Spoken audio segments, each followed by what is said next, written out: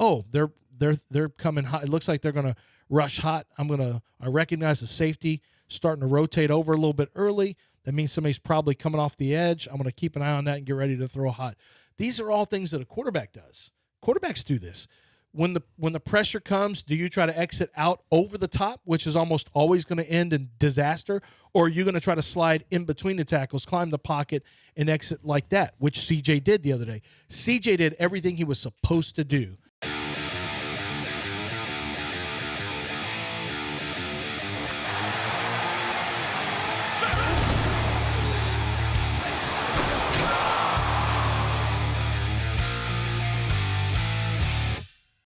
CJ running is not a playbook thing. They didn't have any called runs.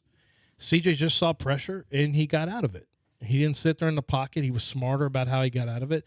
That's just CJ just going and making a play. It wasn't any called runs. A quarterback sneak, I mean, I guess it's a little different, but I don't think that's really opening the playbook up because you run a quarterback sneak. And cover two throws, it's the same patterns. It's just a matter of what CJ's going to attack. So I don't think he held.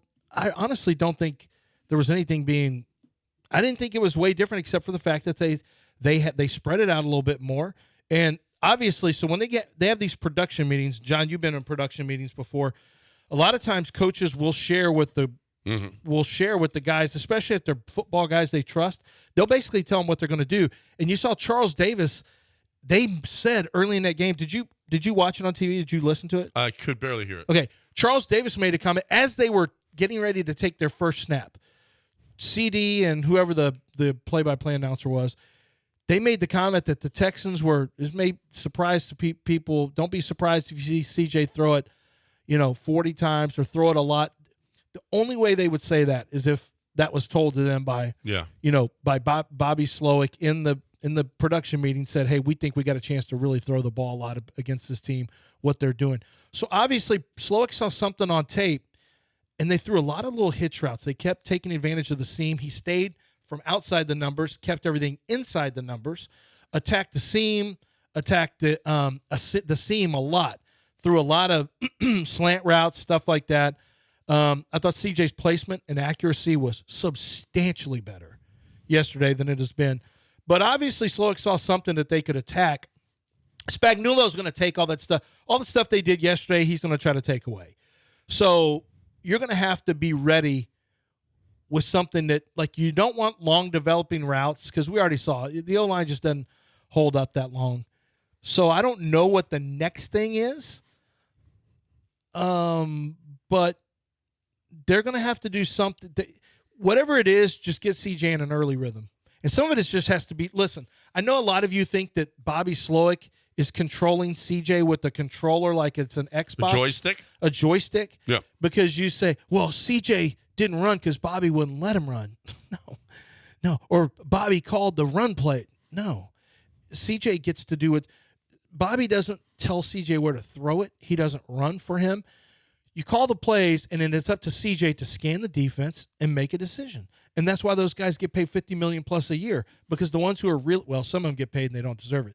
But the ones who are really, really good are able to, you give them a play call, and they'll go find what the best option for that play call is. Where am I going to attack based on the defense? Recognize the defense, and then, I'm going to get to number 2 on the backside. I'm not going to the number 1 option. I'm going to get quickly to my progression to number 2, and then I'll scan all the way to number 3, and that's my drop down. Oh, they're coming hot. It looks like they're going to rush hot. I recognize the safety starting to rotate over a little bit early. That means somebody's probably coming off the edge. I'm going to keep an eye on that and get ready to throw hot.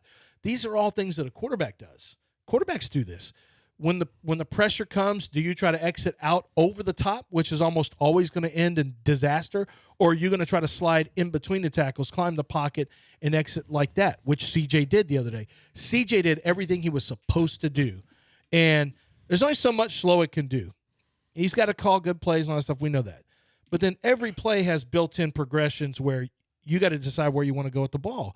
And I think CJ it's been a little harder for him to get to where he wanted to get to with the football. But I think but Slowick's job is, okay, if that's the problem, then find what he does well and run those. Like, if CJ's not doing well outside the numbers, then let's you know, let's make the field a little more compact for him, and that's what Stroud's, that's what Bobby Slowick's job is, and every offense coordinator.